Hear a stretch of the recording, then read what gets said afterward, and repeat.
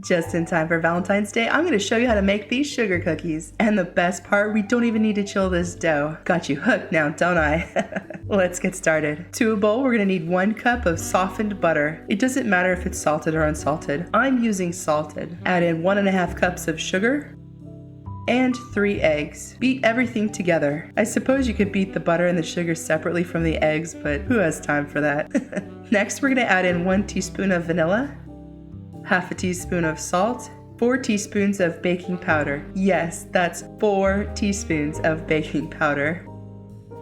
Give everything a quick mix. I like to add those dry ingredients with the wet before adding in my flour because sometimes my mixer sends ingredients flying across the room if my bowl is too full of stuff. This way I'm positive my leavening agent actually made it into my dough.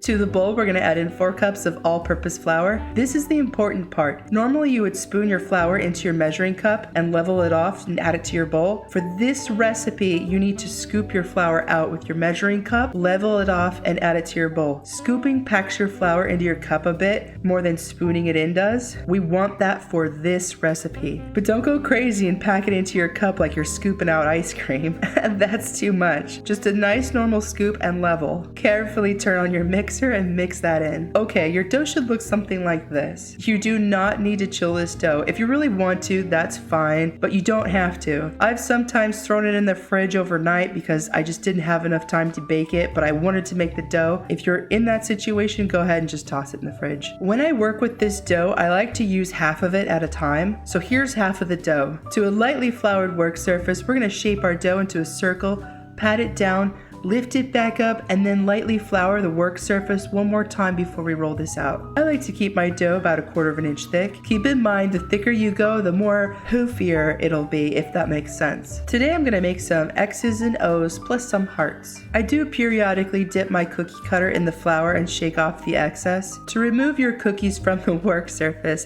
I tried using my pancake flipper and it was working sort of, but it was also slightly distorting my cookie. I really need to buy a thinner metal thingy. The closest thing I have to what I really want is this pastry cutter.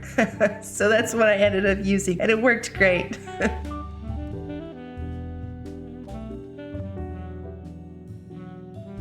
Into the oven at 350 degrees for 10 to 12 minutes. I pulled mine out at the 12-minute mark. Take a look at this cookie. It's a good sized cookie. The back looks great, no burnt areas. It looks really good. Now these cookies do spread a tiny bit, just a wee bit. To make the royal icing, you're going to need about 4 cups of powdered sugar. If it helps, I always scoop my powdered sugar for this recipe too. Add in 6 tablespoons of meringue powder. I use the Wilton brand. I bought my big tub from Walmart in their cake decorating aisle, not their baking aisle. It's usually located near the birthday party aisle. I like to give this a gentle mix before I use my mixer. The meringue powder is so light and fluffy, sometimes it just blows right out of the bowl the second I turn my mixer on. Mixing it into the powdered sugar sort of prevents that from happening. We're going to start off with 3 tablespoons of water just to get things going. In total, I use 7 tablespoons of water plus 1 teaspoon of vanilla extract. This is what 7 tablespoons looks like in your royal icing. It's almost the consistency of wall putty,